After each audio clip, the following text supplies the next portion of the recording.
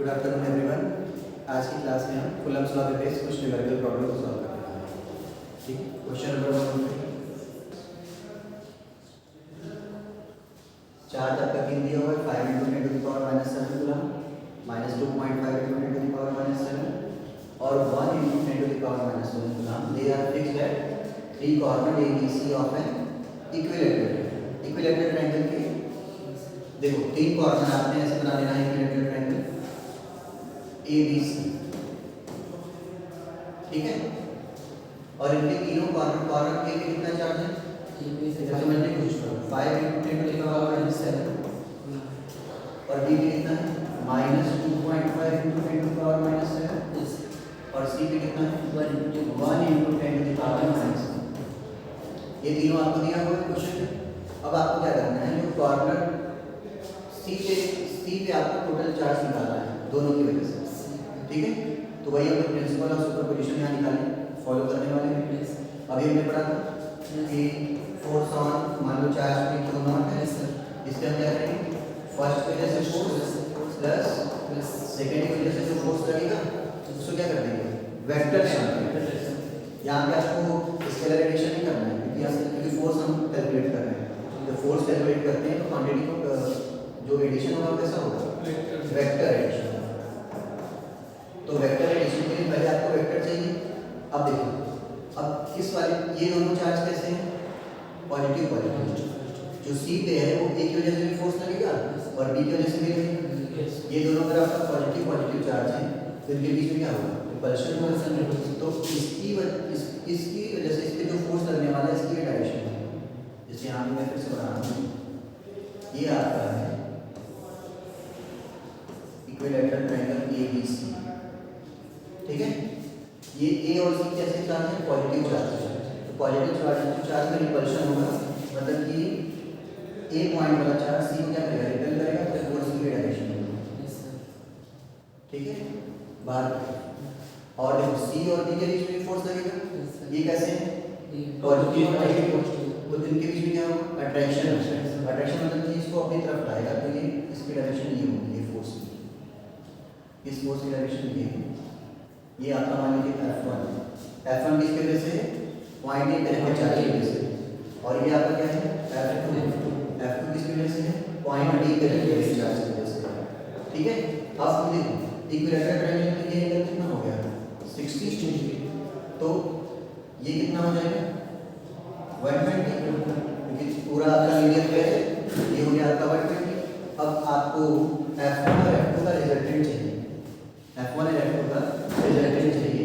तो दो वेक्टर्स का रिजल्टेंट कैसे निकालना है, F रिजल्टेंट अगर आपको निकालना है तो अंडर रूट में क्या होगा, F1 का स्क्वायर प्लस F2 का square plus F2 cos theta की वैल्यू यहाँ कितनी यूज करेंगे, 120, क्योंकि जो एंगल होगा वो F1 F2 के बीच का एंगल होगा। Parallelogram law vector addition class 11 में पढ़ा है। जो एंगल लेते हैं A और B के बीच का, जो एंगल यहाँ थीटा जो एंगल है वो वेक्टर A और वेक्टर B के बीच का एंगल है, ठीक है ना। अब देखो F1 का पहले वैल्यू निकाल लेते हैं, तब तो इसमें पुट करेंगे। तो F1 मतलब कि A और C के बीच में लगने वाला फोर्स। तो फार्मूला क्या होगा, 1/4πε Q1 Q2/r², ठीक है। 1/4πε0 की वैल्यू कितनी है, 9 × 10⁻⁹ Q1 A पे रखा हुआ चार्ज, ये आपका Q1 है, ठीक है ना। ये कितना होगा, 5 × 10⁻⁷ अपॉन Q इंटू Q2, मतलब ये वाला चार्ज, क्योंकि इन दोनों के बीच फोर्स निकाल रहा है। तो ये कितना होगा आपका 1 × 10⁻⁷ अपॉन डिस्टेंस कितनी है इसके बीच की, तो साइड कितना दिया है, 5 सेंटीमीटर दिया है। तो मीटर बदल देंगे, कितना हो जाएगा, 5 × 10⁻⁻² स्क्वायर मीटर बदल दिया। अब इसको सॉल्व करके F1 की पहले वैल्यू निकालें। इसको सॉल्व करके पहले क्या करेंगे, F1 की वैल्यू निकालेंगे। तो F1 की वैल्यू निकालना बताइए कितना आ रहा है, F1 को सॉल्व करिए और F1 की वैल्यू बताइए कितना आ रहा है। सॉल्व करके इसकी वैल्यू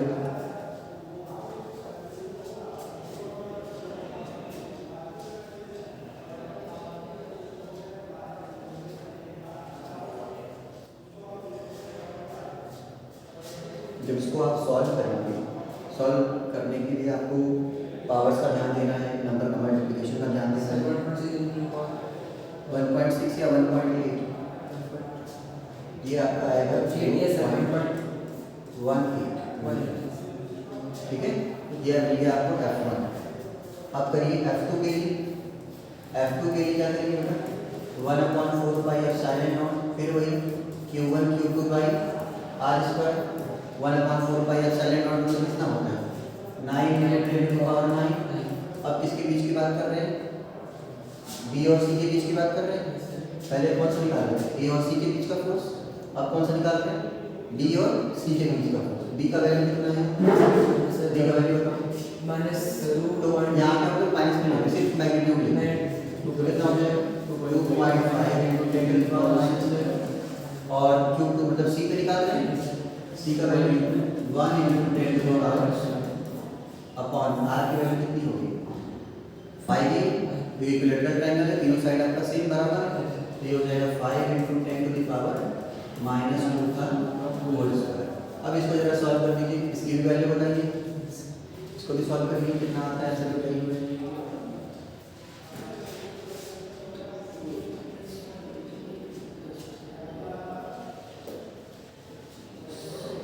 सॉल्व करिए, पावर का ध्यान दीजिए, सॉल्व करके बताइए।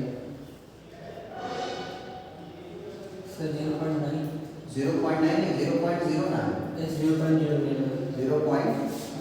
इसको आप सॉल्व करेंगे तो F2 आ जाएगा 0.09। अब देखिए ऐसे क्या करते थे हम, F1 F2 को जोड़ देते थे डायरेक्ट, ये इतना आ गया इतना आगे जोड़ दिए, लेकिन यहाँ ऐसे नहीं जोड़ना है, यहाँ क्या करना है वेक्टर एडिशन करना है। वेक्टर एडिशन के लिए रिजल्टेंट का फार्मूला क्या होता है, जब आप वेक्टर एडिशन करेंगे तो रिजल्टेंट फोर्स निकालेंगे।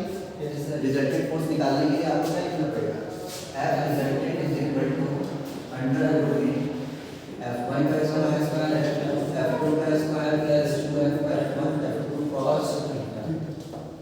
ठीक है, अब सारी वैल्यू यहाँ पुट करनी पड़ेगी। F1 कितना आएगा, F1 0.1, F2 इसका स्क्वायर है 0.09 प्लस आएगा, ये आपका इसका स्क्वायर हो गया प्लस 0.09 का स्क्वायर प्लस 2 F1 की वैल्यू है 0.13, F2 की वैल्यू 0.09 और cos थीटा मतलब किसके बीच का एंगल चाहिए, F1 F2 के बीच का एंगल चाहिए।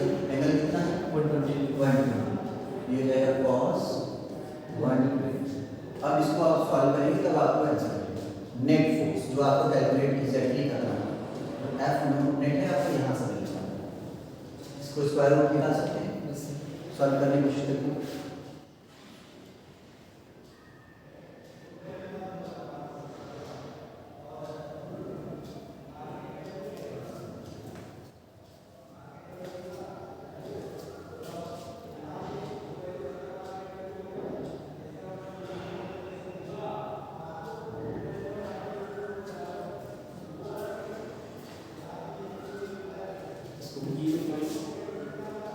इसको आप पूरा अच्छे से सॉल्व कर लीजिए तो आपको नहीं सर, इसको एक एक करके सॉल्व करना, तो ये आपको लास्ट में मिलेगा 0.16 न्यूटन। ये आपका नेट फोर्स है on the charge C due to the rest. बाकी दोनों की वजह से कितना फोर्स लग रहा है, 0.16 न्यूटन, समझेगा। तो ध्यान ये रखना है, पहले आपको फोर्स का डायरेक्शन देखना है, फिर उनके बीच का एंगल निकालना है, तब जाकर के आपको नेट फोर्स मिलेगा। ऐसा नहीं कि दो फोर्स निकाल के जोड़ दिए, ऐसा भी तो कर सकते हैं, लेकिन ऐसा नहीं करना क्योंकि फोर्स आपका वेक्टर है, वेक्टर सम यहाँ निकालना पड़ेगा। ये आपका कितना 0.09 न्यूटन निकाला है। चार्ज कहाँ रखेंगे कैसे पता चलेगा, ऐसे तो हम फोर्स डायरेक्ट निकाल सकते हैं। तो इसके लिए आप एक डायग्राम आपको दिया गया, डायग्राम इसको समझिए।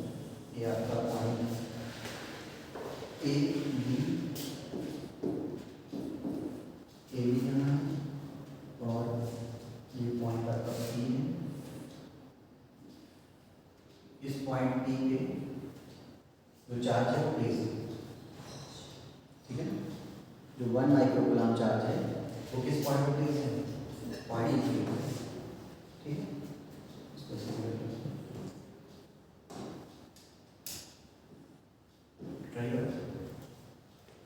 पॉइंट पी पे कितना प्लेस है 1 माइक्रोकूलम, पॉइंट ए पे कितना प्लेस है 2 × 10⁻⁻8 कूलम, और बी पे कितना है -10⁻⁻, ये माइनस साइन के साथ है, और ये वाला एंगल दिया हुआ है 90। ये आपका क्वेश्चन नंबर 2 है। फिर से मैं पढ़ देता हूँ, ध्यान दो। Find the magnitude of resultant force of on 1 microcoulomb charge. यहाँ पे पॉइंट पी पे 1 माइक्रोकूलम चार्ज रखा हुआ है, इस पे आपको बाकी दोनों चार्ज पॉइंट ए पे कितना है 2 × 10⁻⁻8 है, और पॉइंट बी पे -10⁻⁻8 कूलम चार्ज। टोटल फोर्स आपको निकालना है पॉइंट, ठीक है ना। पहले तो देखो फोर्स की डायरेक्शन बना लेते हैं कि जो रिजल्टेंट आपको F1 F2 यहाँ पे जोड़ना नहीं, सिर्फ यहाँ पे क्या क्या करना है वेक्टर सम करना है। तो वेक्टर सम करने के लिए दोनों के बीच का एंगल चाहिए, और एंगल के लिए आपको डायरेक्शन सॉलिड बनाना पड़ेगा। देखो ये दोनों कैसे हैं पॉजिटिव, 1 माइक्रोकूलम का मतलब कितना हो गया 1 × 10⁻⁻6 कूलम। पहले हम माइक्रोकूलम को चेंज कर लेंगे कूलम में, ठीक है। अब देखो ए और पी के बीच में अगर हम फोर्स निकालना चाहें तो इसमें क्या होगा रिपल्शन होगा, तो रिपल्शन का इसकी डायरेक्शन किधर होगी अंदर या बाहर, बाहर। ये हो जाएगा डायरेक्शन, ये हो गया मिल गया आपको F1, कोई दिक्कत नहीं। अब देखो ये P और P के बीच में अगर निकालें तो ये कैसे पॉजिटिव दूसरा क्या नेगेटिव अट्रैक्शन की ये डायरेक्शन होगी, मतलब इन दोनों के बीच में जो फोर्स लगेगा, या हम ऐसे भी बोल सकते हैं इस पॉइंट P पे जो ये 1 माइक्रोकूलम चार्ज रखा हुआ है, इसकी वजह से जो फोर्स लगेगा उसकी डायरेक्शन ये होगी, ये हो जाएगा आपका क्या F2, समझेगा। अब देखो F1 और F2 के बीच का एंगल कितना हो जाएगा 90, ये 90 ये कितना 90, टोटल 180 हो जाएगा। तो आपको रिजल्टेंट चाहिए F क्या होता है अंडर रूट में F1 का स्क्वायर प्लस F2 का square plus 2 F1 F2 cos कितना 90 हो जाएगा यहाँ पे, और cos 90 कितना होता है 0, तो रिजल्टेंट जो आएगा कितना है F1 स्क्वायर प्लस ये पूरी टर्म cos 90 की वजह से क्या हो गई 0 होगी। अब इधर देखो F1 F2 का मैग्नीट्यूड कैसे लिखेंगे, इधर ध्यान दो, F1 और F2 का मैग्नीट्यूड कैसे लिखेंगे, F1 इज इक्वल टू क्या होगा 1/4 कि F1 किसके बीच में है सर A और P के बीच में है, तो A की वैल्यू कितनी है 2 × 10⁻⁻, कोई दिक्कत नहीं।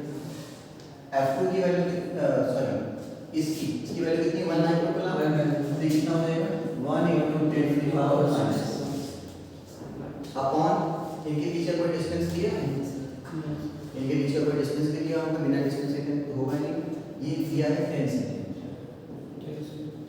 सेंटीमीटर दिया है, ये आपको 10 सेंटीमीटर दिया है, और ये वाला जो डिस्टेंस है आपको 5 सेंटीमीटर दिया है। अच्छा F2 ये हाँ ये, तो यहाँ कितना 10 सेंटीमीटर प्लस 10 × 10⁻⁻² का होल स्क्वायर। अब इसमें आप वैल्यू पुट कर लीजिए 1/4 मतलब कितना 9 × 10⁻⁹, ठीक है कोई दिक्कत नहीं। यहाँ पे मल्टीप्लाई कर दो 2 × 10⁻, ये हो जाएगा देखो -8 और -6 कितना हो जाएगा -14 अपॉन ये इसको सॉल्व कर लेना 10 × 10⁻²। अब इस पूरे टर्म को सॉल्व कर सकते हैं, सॉल्व करके बता दीजिए कितना आएगा, ये माइनस साइन है यहाँ,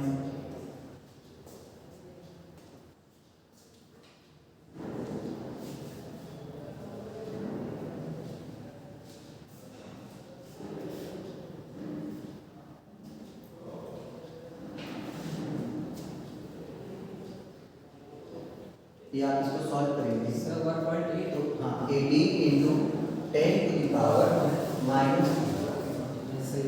कितना माइनस में कितना माइनस में 3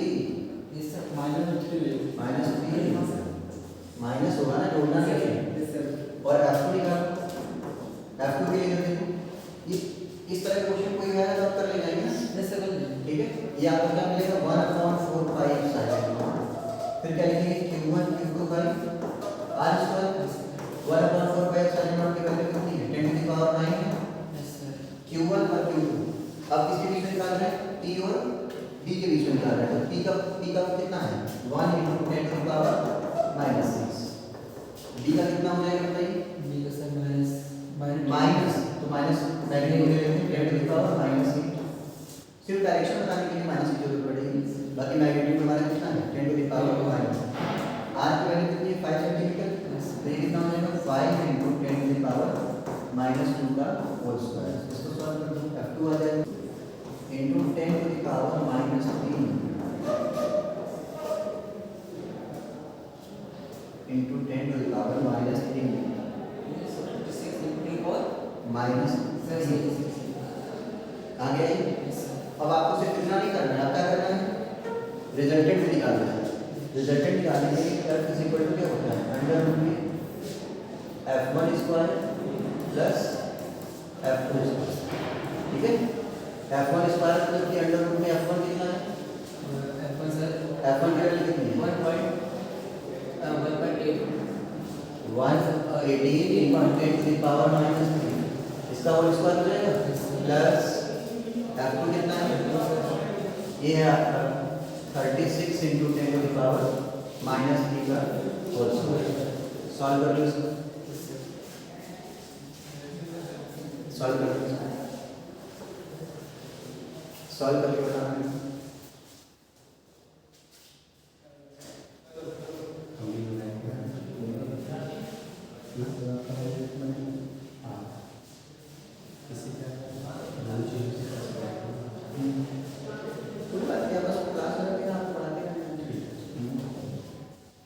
इसको मल्टीप्लाई डिवाइड करके कुछ करके बताना है।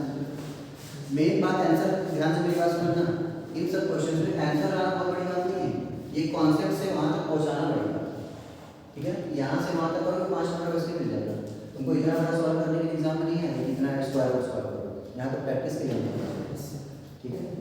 मेन चीज़ क्या है कॉन्सेप्ट, चार्ज आपको और छोटे छोटे चार्ज मिलेगा।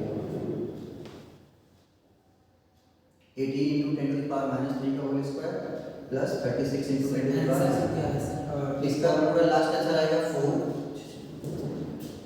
इंटू 10 टू द पावर कितना आ रहा है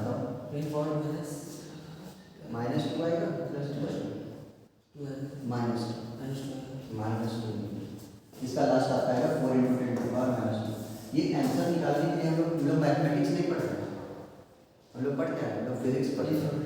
फिजिक्स आपका यहाँ काम आ रहा है, फिजिक्स आपका यहाँ काम आ रहा है, फिजिक्स आपका ये फॉर्मूला लिखने में काम आ रहा है, बाकी मैथमेटिक्स की चीज़ें हैं वो आपको करना पड़ेगा, ठीक है ना, क्योंकि वो कैलकुलेशन है। ये आप समझ जाए तो समझ लो आपको अगर एक 5 मार्क्स का क्वेश्चन आ रहा है, आप ये समझ गए और ये समझ गए तो आपको 4.5 वही हो जाएगा, सिर्फ आधा नंबर समझने वाला है, ठीक है। हाँ, वो भी आप ये सब करेंगे तो अपने आप आ जाएगा, समझ में आ रहा है, ठीक है। नोट कर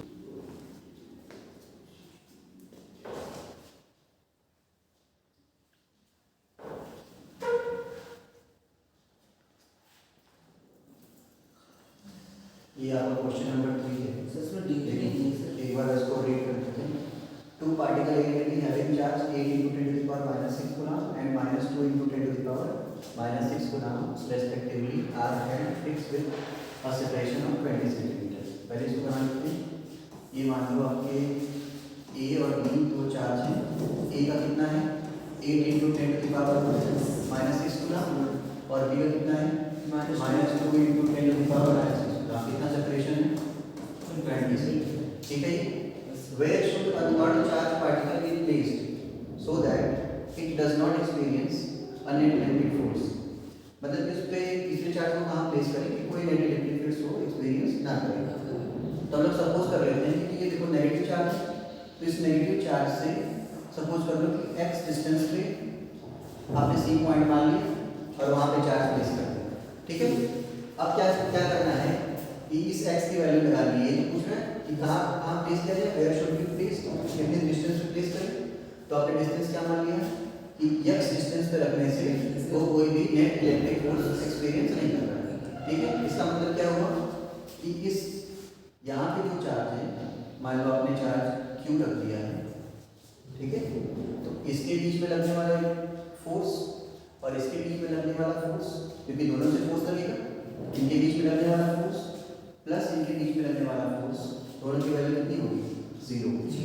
ये तो हमने पढ़ा था रिजल्ट उसमें जब हमने इक्विलिब्रियम वाला पढ़ा था यस सर कि नेट इलेक्ट्रिक फोर्स क्योंकि दोनों को जब दोनों की वजह से फोर्स होती होगा तो आप ऐड करो ट्राई करो इन दोनों के बीच में फोर्स लिखो यस सर F1 लिख दो 1/4 pi epsilon yes sir 8 divided 8 into 10 की पावर -6 और इसकी वैल्यू कितनी मानी क्यू मान रखना है अपॉन इधर देखो पहले हम लोग A और C के बीच का फोर्स निकाल रहे हैं यस सर फिर क्या करेंगे B और C के बीच का फोर्स निकालेंगे दोनों को ऐड करके बराबर कितना कर देंगे 0 ठीक है ना या तो ऐसे भी कर सकते हैं कि दोनों फोर्स बराबर कर देंगे दोनों फोर्स बराबर कर देंगे तो नेट कितना हो जाएगा 0 तो ये आपने F1 मतलब कि A और C के बीच का तो ये हो गया आपका 8 into 10 to the power -6 into Q upon distance कितनी है 20 प्लस x इसका ध्यान रखना है और F को देखो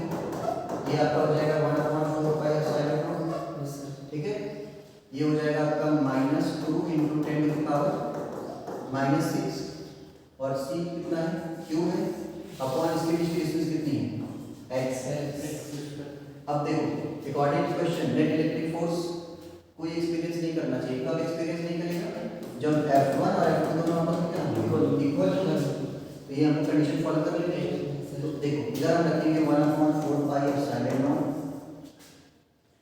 8 into 10 to the power -6 into upon इधर कितना है 20 प्लस x का होल स्क्वायर कोई दिक्कत नहीं है इज इक्वल टू देखो 1/4 पाई एप्सिलॉन इधर कितना है ये आपका है -2 into 10 to the power -6 ठीक है into q अपॉन कितना है x स्क्वायर कैंसिल क्या हो रहा है 1/4 पाई एप्सिलॉन कैंसिल हो गया जो जो टर्म यहाँ पे कैंसिल हो रही है उसको कैंसिल कर दो ठीक है ना कैंसिल करके बताओ -6 रहेगा कहाँ पे से -1 ये -6 -6 ठीक है ना 10 to the power -6 भी कैंसिल हो गया और सब भी कैंसिल हो जाएगा इधर बचेगा आपका 8/20 प्लस x का होल स्क्वायर और इधर क्या बचेगा आपका 2/x स्क्वायर ठीक है 2 से 2 बन जाए 2 2 4 से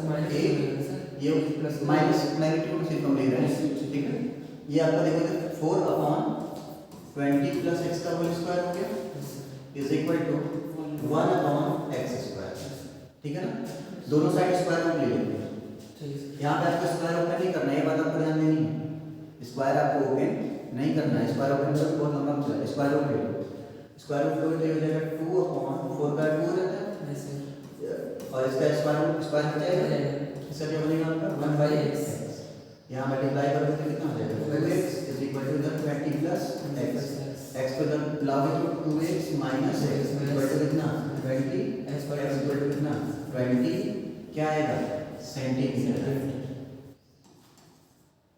ठीक है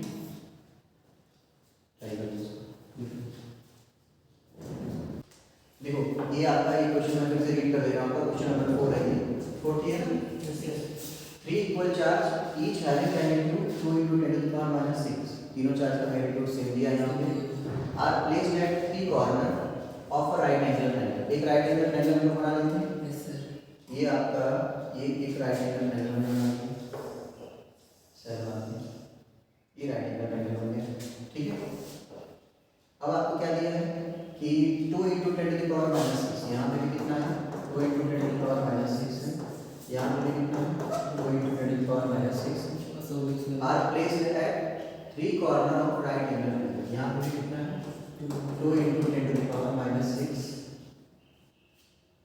हैविंग साइड 3 सेंटीमीटर 4 सेंटीमीटर है 5 सेंटीमीटर ये कितना है 3 सेंटीमीटर है ये 4 सेंटीमीटर है ये कितना है 5 सेंटीमीटर ठीक है फाइंड द फोर्स आपको फाइंड करना है on the charge at right angle corner ये राइट एंगल कॉर्नर में इसको मान लेते हैं ए या बी और सी इस राइट एंगल कॉर्नर में जो चार्ज रखा है उस पे आपको फोर्स नेट फोर्स निकालना है ठीक है ना तो आप अभी तक आप समझ गए होंगे कि जो नेट फोर्स है वो सी और ए के बीच का होगा और डी और ए के बीच का क्योंकि ए पे हम निकाल रहे हैं और डायरेक्ट सम नहीं करना है वेक्टर सम करना है ठीक है तो पहले डायरेक्शन बना लेते हैं देखो ये बी और ए दोनों कैसे हैं पॉजिटिव, Positive. तो ये आपका डायरेक्शन हो जाएगा F1, कोई दिक्कत नहीं इसमें।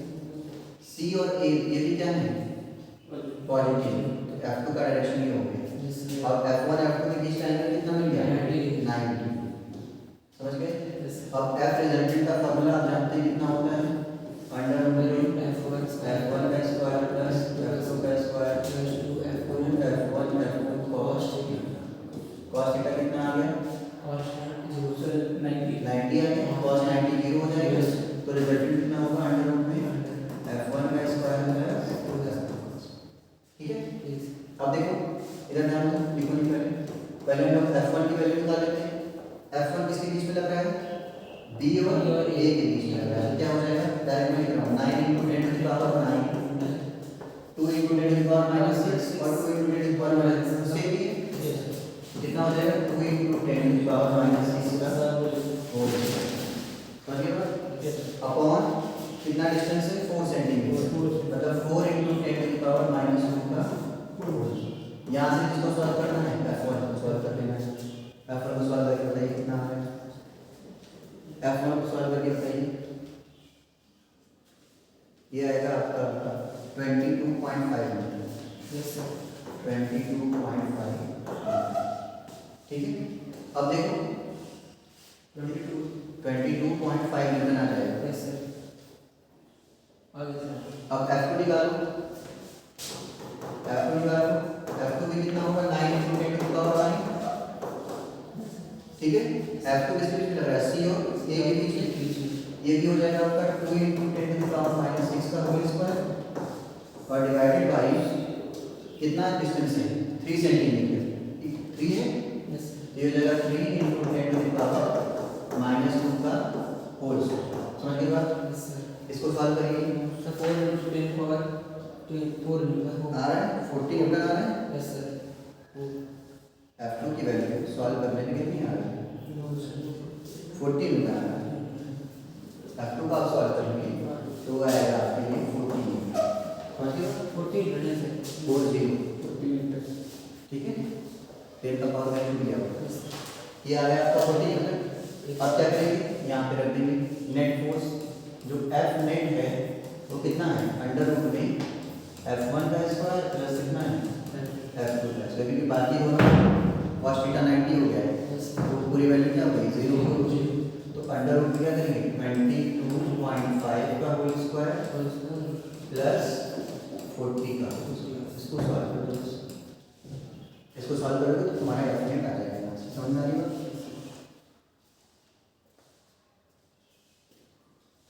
सॉल्व करता हूँ, सॉल्व करोगे तो आएगा आपका 45 आ रहा है 45.9, नोट कर लेना इसको। ये आपके कुछ इंपॉर्टेंट क्वेश्चंस हैं जो आपको एग्जाम में पूछे जाएंगे, ठीक है। दोबारा आप इसको एक बार और प्रैक्टिस करेंगे, ये नहीं कि बस गए और नोट करके बंद कर दिए।